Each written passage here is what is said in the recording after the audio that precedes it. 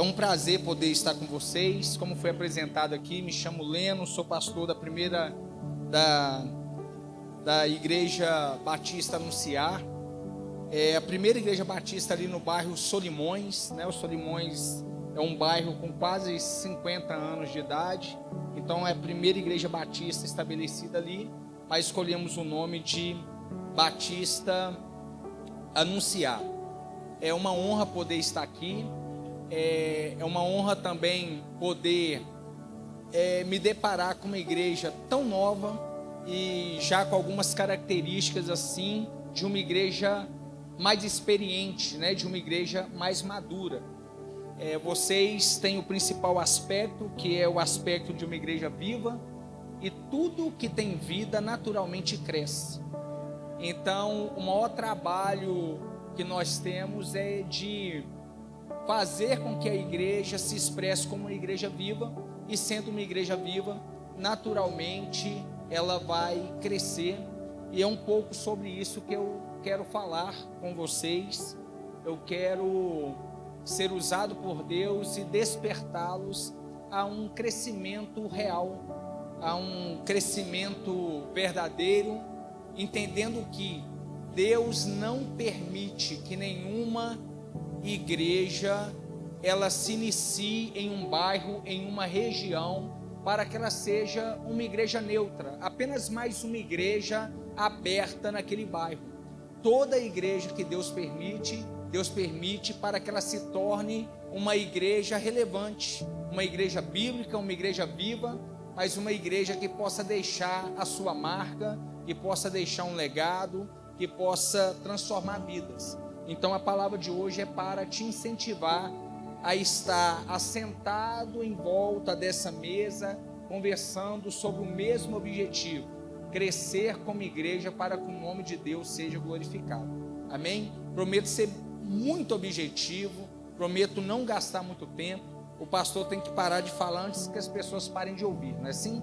Eu vou parar de falar antes que vocês parem de me ouvir. Prometo não ser enfadonho, ser objetivo, para que você possa sair com essa palavra no seu coração. Amém? Vamos lá. 2 Reis 5, a partir do versículo 27, está escrito assim: portanto, a lepra de Naamã se pegará a você e a sua descendência para sempre. E Geazi saiu da presença de Eliseu já leproso, branco como a neve. Os discípulos dos profetas disseram a Eliseu: eis que o lugar em que moramos com você é pequeno demais para nós. Vamos até o Jordão, tomemos de lá cada um de nós uma viga e construamos um lugar para morar. Ele respondeu: então vão. Mas um deles disse: tenha a bondade de ir com estes seus servos. Eliseu disse: eu irei. E foi com eles. Quando chegaram ao Jordão, cortaram madeira. Aconteceu que enquanto um deles derrubava um tronco, o machado caiu na água. Ele gritou: ai, meu senhor! O machado era emprestado. O homem de Deus perguntou: onde caiu? Ele mostrou-lhe o lugar. Então Eliseu cortou um galho, jogou na água naquele lugar e fez o ferro flutuar. Então disse: pegue. O homem estendeu a mão e o pegou. Deus, obrigado por essa palavra. Fale conosco, me use nessa noite, por misericórdia e graça, em nome de Jesus. Amém. Irmãos, quando nós nos deparamos com este texto, nós temos aqui como protagonista o profeta Eliseu. E o profeta Eliseu é este homem que foi discípulo do profeta Elias e que agora carrega todo este legado, todo o conhecimento, toda direção, até mesmo profética, do seu discipulador. Então ele dá continuidade àquele ministério, ele dá continuidade àquela visão. E Eliseu faz isso da melhor forma. Ele faz isso com a intenção de também transferir aquilo que ele recebeu um dia do seu discipulador, agora para os seus discípulos. E quando nós falamos do profeta Eliseu, nós não estamos falando de qualquer pessoa, nós estamos falando de um profeta que ele é completo naquilo que Deus o chamou para fazer. Porque quando nós lembramos do profeta Eliseu, nós sempre recordamos dos seus feitos a nível assim de uma visão bem pentecostal, que seria o homem do fogo, o profeta do fogo, o homem dos milagres, o homem cheio de autoridade. Mas Eliseu não era só este homem que carregava essa graça, este poder, essa unção, o homem do fogo, dono, ou melhor, exercendo o ministério profético. Era também um homem da palavra, era também um homem que amava o conhecimento, um homem que transmitia o conhecimento. E a prova disso é que Eliseu, ele coordenava, ele liderava, ele pastoreava algumas pessoas dentro de um ambiente que era conhecido como escola de profetas. Era como se fosse uma congregação, era como se fosse um ponto de pregação, era onde ele se reunia com os seus discípulos. E é interessante que o trabalho estava sendo tão bem feito, é interessante que o trabalho estava sendo feito com uma expressão de tanto temor, de tanta obediência, que a Bíblia, no capítulo 6, versículo 1, que nós lemos, fala que aquele lugar ali já não cabia mais gente, que aquele lugar ali estava abarrotado de gente, e que era necessário que agora eles trabalhassem para conseguir um outro local, para agora poder congregar aquelas pessoas. Porque o que Deus espera de uma igreja, que Ele é dono dela. Deus espera que essa igreja possa crescer, que ela possa expandir. O nosso problema é que nós estamos confundindo, nesses dias, estética com essência. Hoje nós estamos dando muita vazão para aquilo que é estética. Nós queremos uma igreja bonita, com um louvor bonito, com pessoas bem arrumadas, mas nos esquecemos do real propósito de uma igreja, que é viver de forma mais correta possível, para que o nome de Deus, na região que ela está estabelecida, seja glorificado. Então a intenção de Deus não é que uma igreja seja conhecida pelas redes sociais. A intenção de Deus é que uma igreja seja conhecida nos céus e que ela seja principalmente temida no inferno. Não é só uma questão de ter estética para mostrar, é uma questão de ter essência para expressar, de ser uma igreja conhecida por sua essência, pelo seu nível de graça, de unção, de poder, de crescimento. Mas algo que me inculca, e essa palavra inculca eu aprendi com a minha mãe, o que me inculca em relação a essa palavra, neste texto, em um momento que os discípulos estão procurando o seu próprio pastor para dizer: olha, a gente precisa crescer, a gente precisa expandir, é que nós estamos no capítulo 6. Essa escola de profetas, essa congregação, ela existe desde o capítulo 1. Mas só agora no capítulo 6 vai falar de crescimento. Só agora no capítulo 6 se percebe a necessidade dessa igreja crescer, dessa igreja expandir, dessa igreja agora fazer algo de fato relevante, que possa não só glorificar o nome de Deus, mas que também possa abençoar pessoas, possa levar pessoas a um real crescimento, a uma real maturidade cristã. Mas a pergunta é: por que só agora se fala de crescimento? Por que só agora se fala de expansão?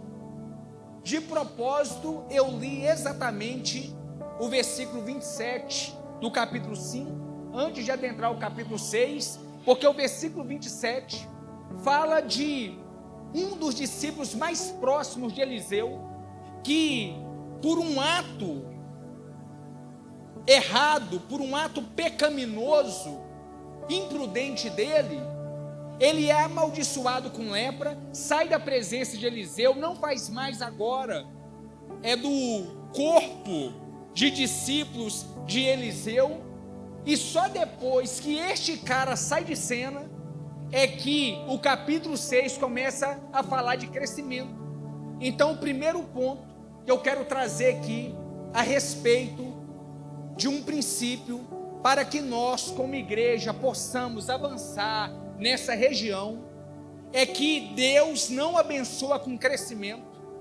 Deus, ele não confia crescimento onde existem pessoas com coração errado.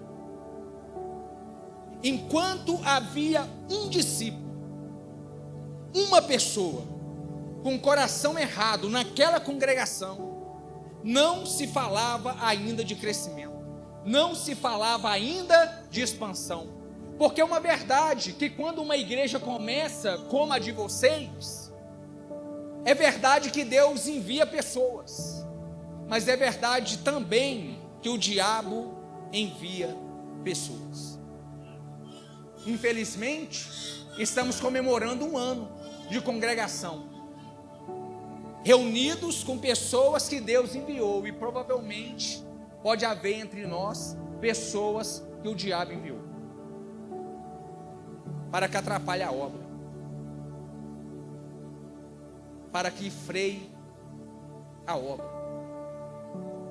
Se Jesus teve um infiltrado para que atrapalhasse o processo, por que nossas igrejas não teriam pessoas assim? Pessoas com coração de Judas, pessoas com coração errado, pessoas com a motivação errada. Porque na igreja de Jesus não basta você fazer o que é certo. Na igreja de Jesus você precisa fazer o que é certo com a motivação certa. E quando eu estou fazendo parte de uma igreja, a pergunta a se fazer é: qual é a minha motivação de estar aqui? A minha motivação de estar aqui é para cooperar ou é para atrapalhar? A nossa igreja, hoje com 16 anos de idade, já passou por muitos desafios que vocês ainda não conhecem, mas hão de conhecer. E hoje nós temos culto de novos membros na nossa igreja, pelo menos 2 vezes por ano. E graças a Deus, nos nossos cultos de novos membros, nós temos um número significativo de pessoas que ao visitar a nossa igreja, gostaram da nossa igreja, e agora querem congregar na nossa igreja. E eu sempre faço a mesma pergunta, e faço essa pergunta bem no finalzinho da mensagem.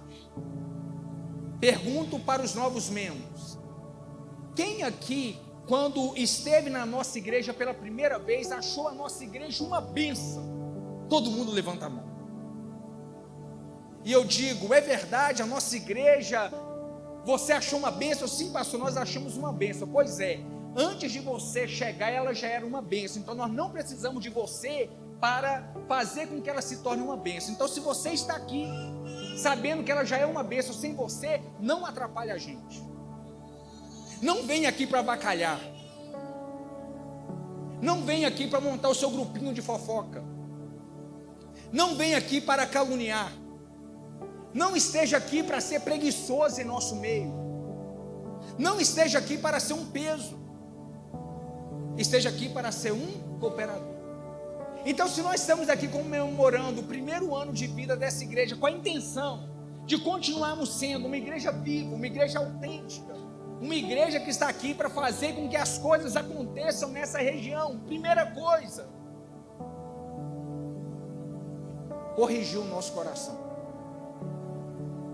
purificar o nosso coração.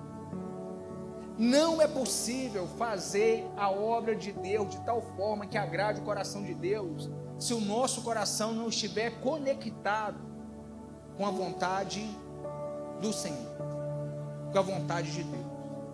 E gente com coração errado pesa demais. Gente com coração errado é chato demais. Gente com coração errado desgasta o ânimo de um pastor, desgasta o ânimo da família de um pastor. A nossa igreja, como eu já testemunhei, ela tem 16 anos de vida, e ali nos primeiros anos, eu tive perto de mim uma irmã, e ela ficou congregando nessa igreja por 8 anos. Hoje eu agradeço a Deus pelos 8 anos que ela ficou ali, porque foi o meu melhor seminário, foi com ela que eu aprendi a resistir tanta coisa, porque se eu conseguir suportar essa mulher, eu suporto qualquer outra situação na minha vida. E essa mulher era um peso tão grande, essa mulher era tão fofoqueira, tão caluniadora, embora muito influente dentro da igreja, uma ganhadora de almas, acredite nisso. Mas quando essa mulher me ligava, e eu olhava para o celular, e vi o nome dela, enquanto o telefone tocava, por diversas vezes eu tive diarreia, de tensão. Tamanho era o peso dessa mulher, tamanha era a malignidade do coração dessa mulher. E acredite, a nossa igreja só veio a crescer de fato, com velocidade, depois que essa mulher e um dos seus saíram da igreja. Porque não dá para crescer com gente com o coração errado em nosso meio. Então você que está aqui, queria ouvir uma palavra bonita, uma palavra assim, sabe, que deixasse você para cima e que dissesse assim: você é tão lindo, você é tão linda, você é tão maravilhoso, você é tão maravilhosa, maravilhosa, que devo falar uma coisa. Você é um pecador e uma pecadora miserável que não mereceu outra coisa que não fosse um inferno. Regenere o seu coração para que você não atrapalhe a obra de Deus. Conserte o seu coração. Se em um ano que você está aqui, ou poucos meses você está aqui, e você já é aquele que só vê defeitos, que só reclama, que só pesa o trabalho aqui, a melhor forma de você ajudar talvez seja saindo daqui. Porque Deus não abençoa o crescimento de uma igreja com pessoas com corações errados, com corações manchados, pessoas que estão na igreja com a motivação errada. Agora na Batista Anunciar eu sou aceito pastor e fizeram teologia. Sabe qual teologia? A teologia da vassoura. São aqueles que ao chegar na igreja se dizendo pastor, e eu percebo que tudo que quer é púlpito, eu dou a tarefa dele comprar o lanche das crianças todas as sextas-feiras. Aí ele já arrepia todo, porque ele é pregador, ele não compra lanche de criança.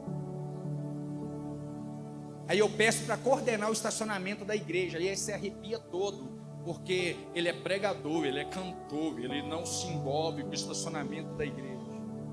Aí você vai percebendo que a motivação não é correta, a motivação é errada. Porque eu já vi gente brigar na igreja para cantar louvor na ceia, mas eu nunca vi ninguém brigar na igreja para lavar o banheiro da igreja. Eu nunca cheguei assim na igreja e tinha uma confusão, e eu, o que está acontecendo aqui, gente? Não, pastor, é porque é minha vez de lavar o banheiro e ele está falando que é vez dele. Ninguém briga para lavar o banheiro da igreja, ninguém briga para capinar o estacionamento da igreja. A gente briga pelo altar, a gente briga por liderança. Isso vai mostrando que o coração ele é errado. Do coração é errado. E a gente precisa alinhar o nosso coração. Mas prossegue o texto e diz assim: os discípulos dos profetas disseram a Eliseu: eis que o lugar em que moramos, como você é pequeno demais para nós, vamos até o Jordão. Vamos até o Jordão, plural. E a gente está falando de nos assentarmos em volta da mesa. Plural fala de comunhão. Plural fala de estarmos juntos. Plural fala de termos o mesmo propósito em relação àquilo que Deus confiou a essa igreja. Então, se nós queremos avançar, além de termos um coração correto, é necessário que estejamos juntos para fazer acontecer o que Deus quer que aconteça, porque Deus não usa um pastor, Deus usa um povo. O pastor coordena, o pastor direciona, o pastor lidera, mas quem faz é o pastor com o povo, é o povo com o pastor. Então, se nós não tivermos essa consciência de andarmos em unidade, porque, querido, essa questão de unidade é muito séria. Ela é mais séria do que você possa imaginar. Uma igreja, ela pode ter tudo a nível de conforto. Ela pode ter os melhores assentos, ela pode ser bem climatizada. Essa igreja, ela pode ouvir uma boa mensagem todo domingo. Essa igreja pode ter um equipamento de som última geração, pode ter os melhores músicos da cidade de Belo Horizonte, mas se não houver unidade entre este povo que tem todo este conforto, a igreja ainda assim não anda, a igreja ainda assim não caminha, porque a Bíblia promete as suas bênçãos derramadas sobre um povo, se este povo viver em comunhão. Se este povo viver em unidade não é concordar sempre.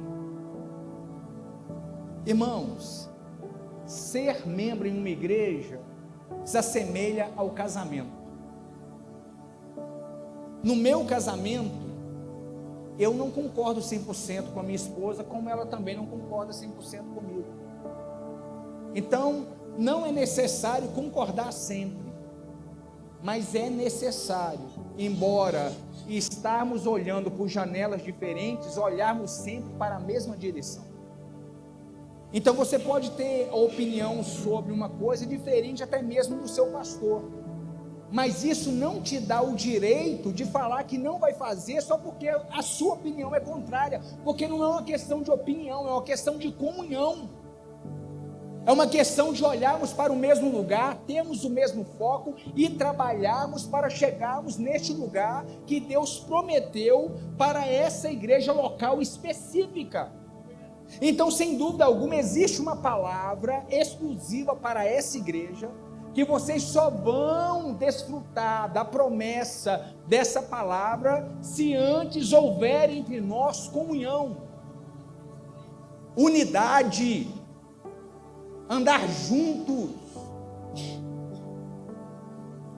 ter o mesmo propósito e estar disposto a gastar até o seu último nível de energia para que isso possa acontecer. Certa vez estava acontecendo um culto na nossa igreja, na terça-feira, o culto de adolescentes, reúne um número significativo de pessoas lá todas as terças-feiras, e eu no gabinete, acho que eu estava estudando, fazendo qualquer outra coisa, bateram na porta e disseram assim: pastor, tem 3 pastores lá embaixo, chamando o senhor, querendo conversar com o senhor. Eu desci, não conhecia nenhum dos 3 pastores, e eles disseram assim: nós somos da região, o senhor não conhece a gente, mas nós estamos admirados com o que Deus está fazendo em tão pouco tempo na igreja de vocês. Como está acontecendo aqui, é muito pouco tempo para essa igreja ter os aspectos que a gente percebe claramente, em um ano de vida. Então isso é graça de Deus, isso é poder de Deus. E eles me pediram para falar qual era o segredo para a igreja estar avançando, para a igreja estar crescendo. Eu não gosto muito desse negócio de segredo, de explicar o que a gente está fazendo, porque aquilo que você sabe explicar não é Deus que está fazendo. O que Deus está fazendo é sem explicação, não tem como explicar. Mas já que ele queria uma receitinha de bolo, né, para que aquele pastor, mais os seus amigos, pudessem fazer na sua igreja para que a obra pudesse avançar, exatamente naquele dia, um pedreiro tinha levantado um muro do nosso estacionamento, e eu pedi para os pastores que os pastores esperassem. Chamei 2 pessoas que faziam parte, ainda fazem parte da nossa equipe, que é o Ricardo e o pastor Rui, que não era pastor na época. E perto dos pastores eu disse para eles assim, o culto acontecendo, eu falei assim: olha, eu não gostei do muro que o pedreiro levantou. tem como derrubar ele para mim? E amanhã eu resolvo o que eu vou fazer. Os dois saíram correndo, procurando alguma coisa para jogar um muro no chão. Aí eu falei, não, estou brincando. Eles iam jogar um muro no chão. Eles não perguntaram o porquê, eles só entenderam que tinha que jogar um muro no chão. E eu falei com eles assim, olha, talvez este seja o segredo. Nós estamos juntos para qualquer parada. A gente levanta muro, mas se for para quebrar, a gente quebra também. A nossa igreja, nos primeiros 3 anos, para nós mantermos o nosso aluguel, que era muito alto, e quando eu aluguei o novo galpão, este novo galpão era só o aluguel R$4.000, maior do que a nossa entrada. Então a gente tinha que se virar. Durante 3 anos a nossa igreja vendeu marmitex todos os sábados, durante 3 anos, 200 marmitex por semana. Às vezes chegava a 300 marmitex por semana. 3 anos, a gente fazendo, a gente entregando, a gente administrando. Por que foi possível? Por causa da comunhão, por causa da unidade. Se queremos crescer, precisamos não só estar em volta da mesma mesa, mas precisamos estar com o mesmo propósito, com o mesmo coração, vontade de avançar, botar o pau para quebrar. Irmão, deixa eu falar uma coisa: igreja que não se move tem algo de errado com seus membros. Igreja é movimento, igreja é botar o pau para quebrar, igreja é, de certa forma, atrapalhar o trânsito da rua onde a igreja está. O pau tem que quebrar. Igreja não pode as pessoas lá de fora olhar para a gente e achar a gente morno, a gente fraquinho. Ai, que povo bonitinho, todo domingo eles vão para a igreja. Não, tem que olhar aqui para dentro e achar que a gente é um bando de doido, gente que não para, gente que sonha com real crescimento, que quer fazer com que o nome de Deus seja glorificado. E isso só é possível a partir da comunhão. É um pelo outro. Porque quando você pega, por exemplo, um time de futebol, que ele vai bem o campeonato inteiro, ao ponto assim de ganhar 2 brasileiros consecutivos. Pense num time assim, que já ganhou 2 brasileiros consecutivos. Só tem um. Aí você pega esse time e você percebe algo. Não é só uma questão de ter um bom elenco. Entrosamento. Comunhão. Quando é que um bom time, ele deixa de ganhar e passa agora só a perder? Porque alguém foi lá, colocou a mão e desfez o time que outrora estava entrosado. Não é assim que acontece? Agora pense comigo, se comunhão, se unidade dá certo em um clube de futebol, imagina uma igreja energizada pelo poder do Espírito Santo. Imagina uma igreja em comunhão, imagina uma igreja em unidade, imagina uma igreja em um só propósito. Mas o texto continua. E eles dizem assim: eis que o lugar em que moramos com você é pequeno demais para nós. Vamos, unidade, até o Jordão, tomemos de lá cada um de nós uma viga e construamos um lugar para morar. Estamos em unidade, comunhão, mesmo propósito, vamos juntos, mas quando chegar lá, cada um assume a sua própria tarefa e faz ela com excelência. O que é excelência? Excelência é aquilo que glorifica o nome de Deus e que inspira as pessoas.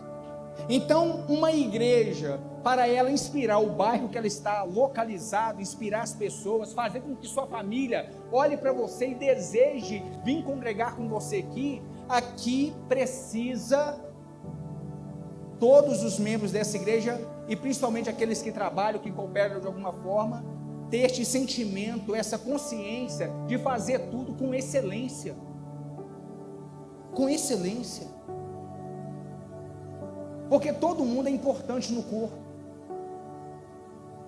Todo mundo é importante naquilo que Deus lhe confiou como tarefa. Então eu estou aqui falando de forma audível.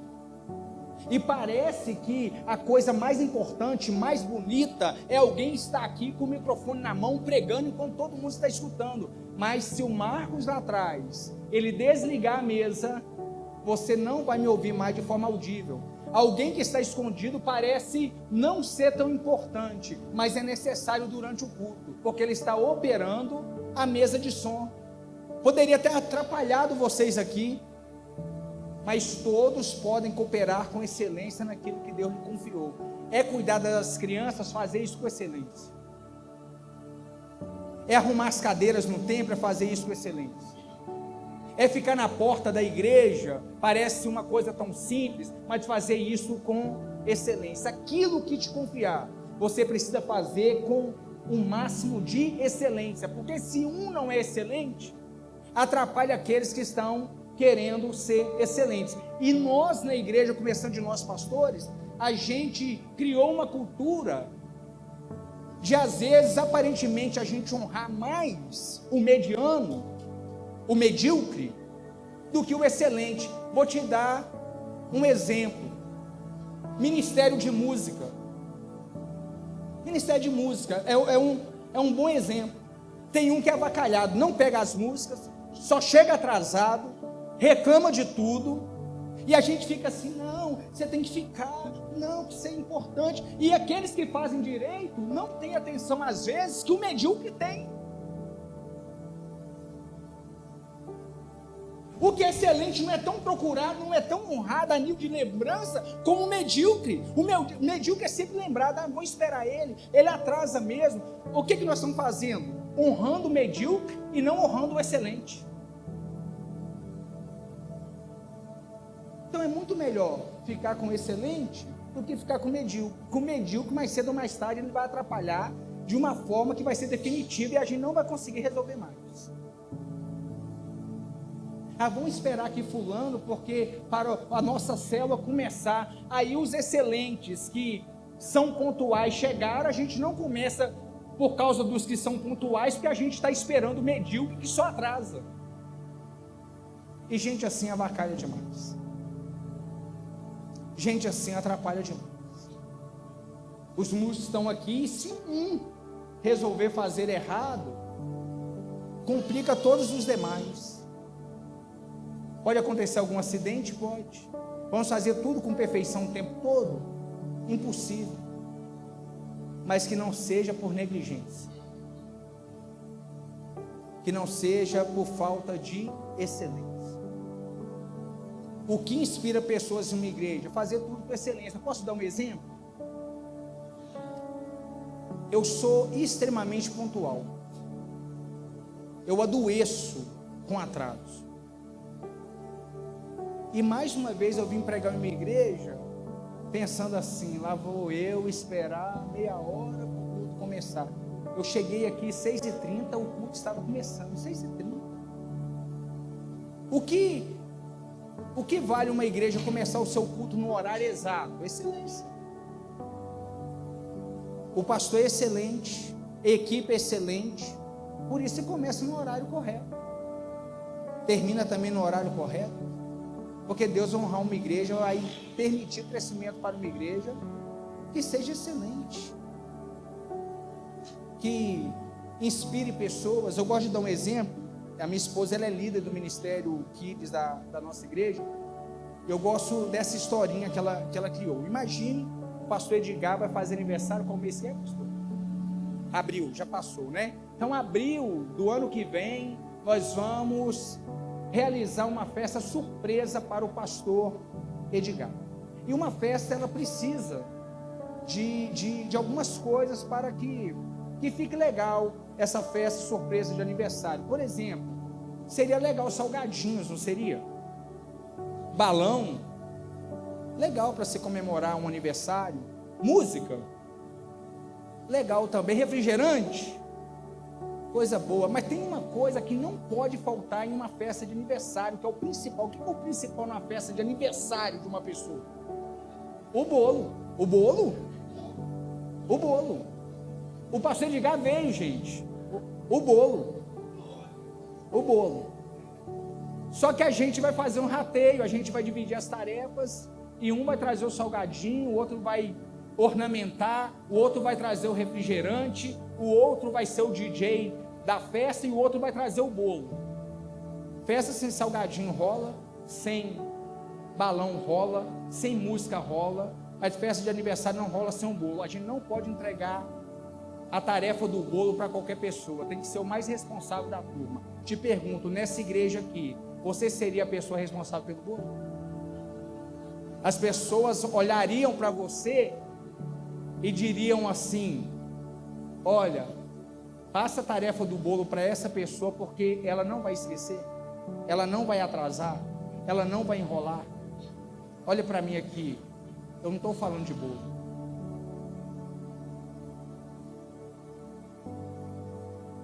Porque só os excelentes são inesquecíveis.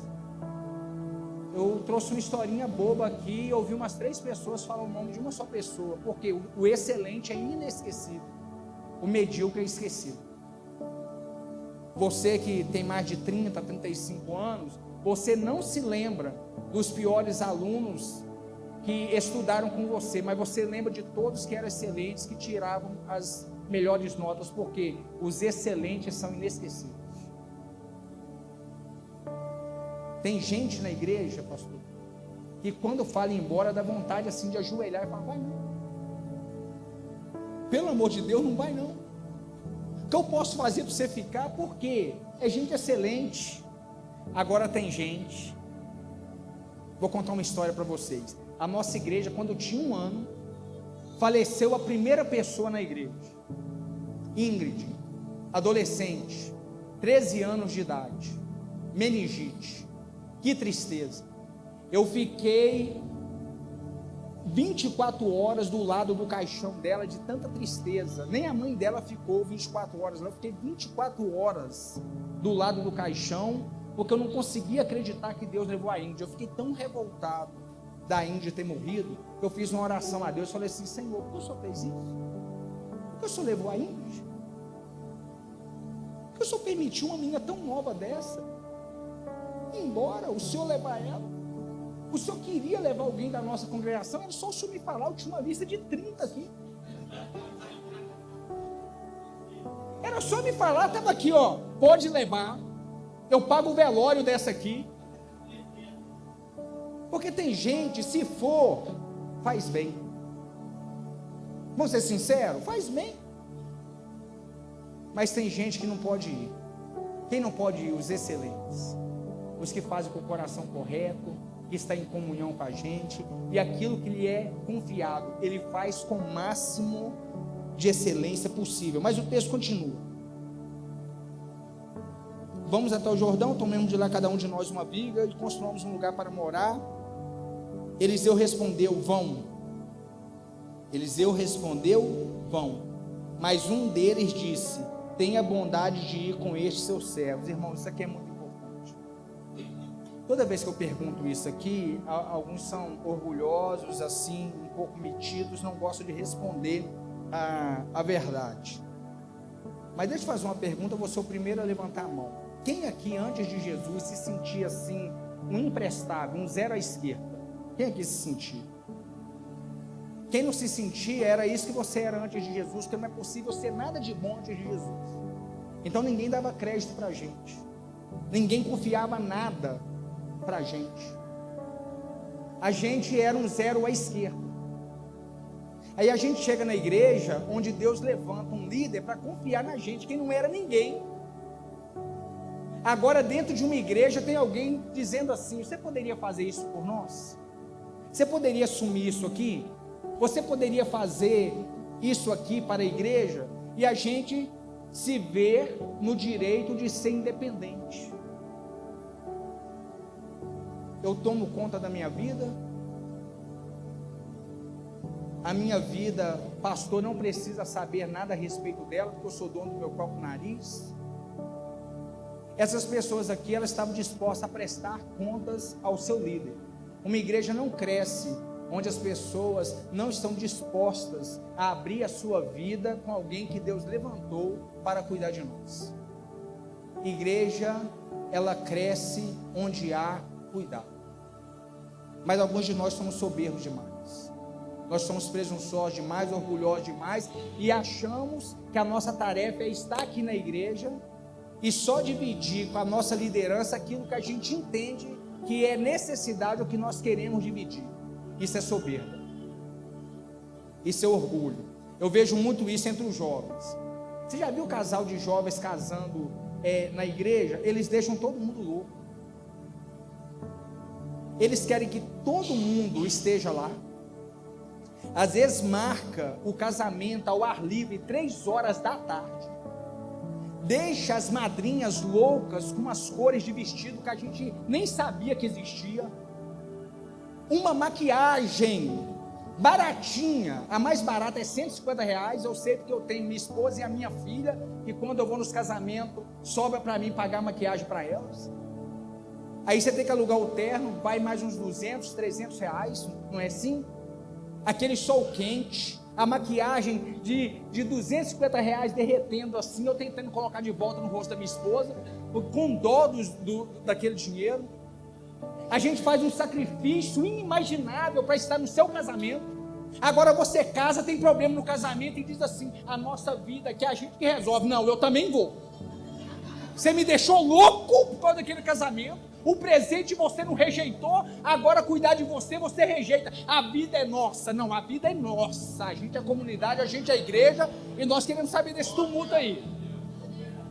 Porque se não for para você dividir sua vida com a liderança, igreja não é o seu lugar.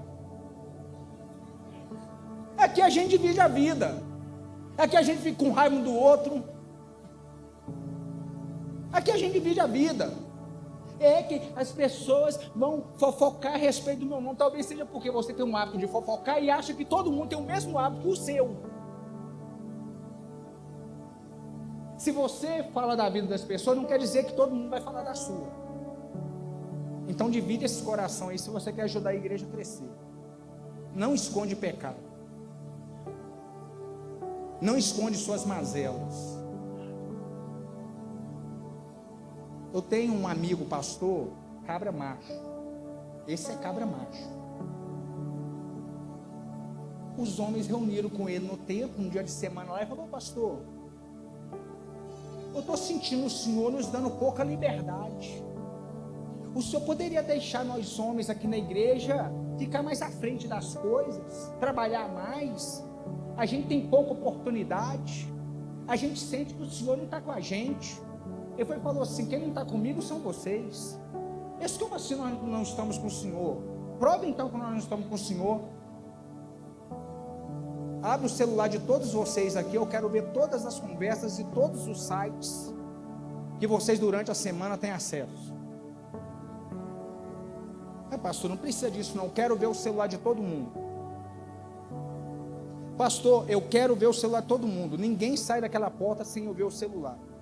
Descobriu 3 adultérios de cara. Outros 5 com pornografia no celular. Estamos juntos, queremos trabalhar, mas não abre a vida. O pastor não sabe da vida do cara, não sabe da vida da mulher, não sabe da vida da família. Aí é obrigado a colocar todo mundo aqui para fazer tudo sem conhecer a vida. Isso é covardia. Se queremos crescer a partir deste ano, precisamos abrir o nosso coração para a nossa liderança e trabalhar com a nossa liderança com transparência. Contar seus pecados, contar suas mazelas, contar seus problemas. A cor preferida de um cristão é a cor clara, clareza. Cristão que é cristão, a sua vida é limpa.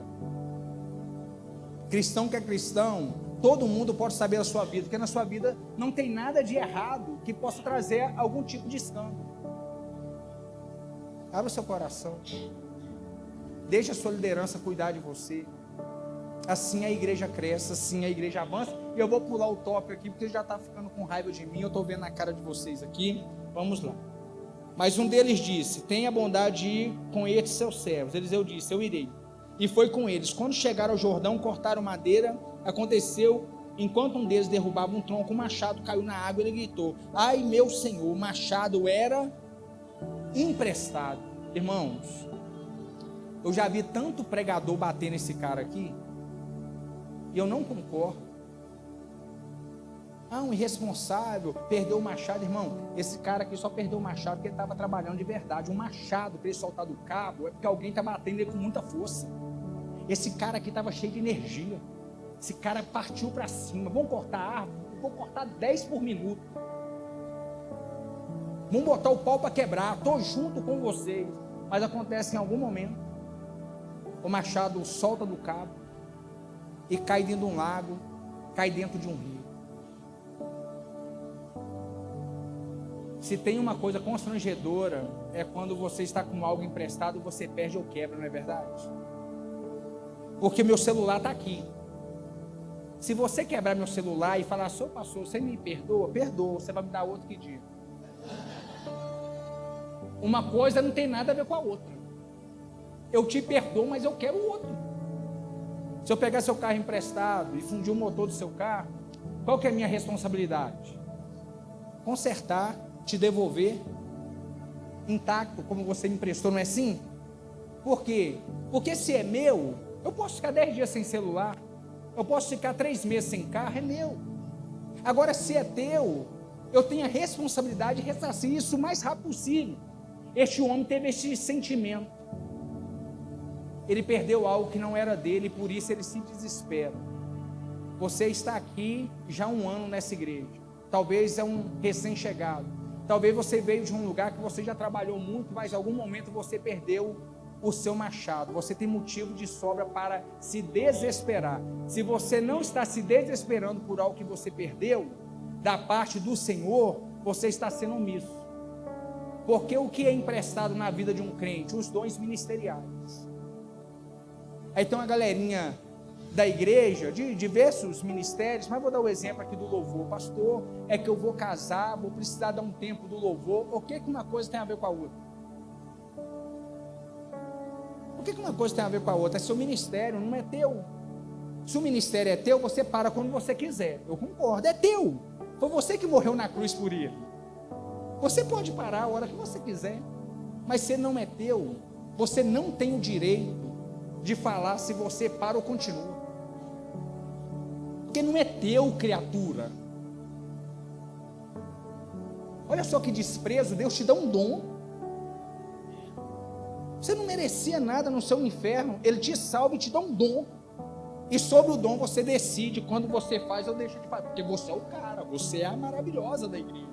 Você pode dizer quando continua e quando para. É emprestado. Tem que haver desespero no nosso coração se a gente nos vê na situação de ter perdido aquilo que Deus um dia nos emprestou. E gritar, Deus tem de misericórdia, me devolve isso. Alguns de nós aqui precisamos recuperar o que nos foi emprestado. Recuperar os nossos dons. Recuperar os nossos ministérios para que a igreja avance, para que a igreja cresça. Então talvez tenha músico aqui que você fica assistindo os músicos da igreja tocando, cantando. Você tem o dom, você tem o talento, você deixa todo mundo complicado aqui e não ajuda, não participa. Às vezes é um pregador da palavra. Irmão, você acha que é fácil preparar um sermão todo domingo? Diferente, porque vocês são chatos, vocês não querem comida repetida. Se o pastor repetir uma mensagem aqui, vocês fazem um grupo só para criticar o pastor, porque ele repetiu a mensagem. Aí o pastor toda semana tem que ter uma mensagem nova. Se o pessoal do louvor aqui ficar 1 mês com o mesmo repertório, vocês reclamam. Se a igreja ficar com a mesma cor durante 2 anos, você reclama. Mas tudo que você vê numa igreja que te faz reclamar, Deus não te mostrou para você reclamar, Deus está te mostrando um ministério para você se envolver. Essa igreja tem defeitos, como Anunciar tem defeitos. Anunciar tem defeito demais, começando o pastor dela. Aí quando alguém me fala, pastor, estou notando que isso aqui está errado, o que você precisa para eu te ajudar a consertar? Umas irmãs fizeram uma reunião comigo e falaram, pastor, a igreja está precisando de um berçário. Eu falei, agora vai ter berçário? Pastor, mas a demanda é grande, é 3 cultos. Eu falo, são 9 reclamando, 3 de manhã, 3 da tarde, 3 da... Não, pastor, não é para a gente, agora é. Vocês estão reclamando. Quem reclama é porque está querendo resolver. É vocês 9 que vão fazer. Estão lá bonitinhas. Não sei se estão gostando, mas elas estão bonitinhas lá. Faz acontecer. Clame a Deus. E o texto termina com milagre. Crescimento é milagre. A gente vai fazer tudo isso aqui, mas quem vai dar graça é Deus. Aprenda uma coisa. Quem faz a igreja crescer, gente? Quem faz a igreja crescer é? Qual que é a sua função então? Deixar a igreja crescer, não atrapalhe não. O pastor, ele não faz a igreja crescer, deixa a igreja crescer. O membro não faz a igreja crescer, ele deixa a igreja crescer. Então estamos em volta de uma mesma mesa hoje para termos uma conversa muito séria. Deus quer que a gente cresça. E nós precisamos ter um coração correto, nós precisamos estar em comunhão, nós precisamos fazer com excelência, nós precisamos prestar contas das nossas vidas aos nossos líderes, aos nossos pastores.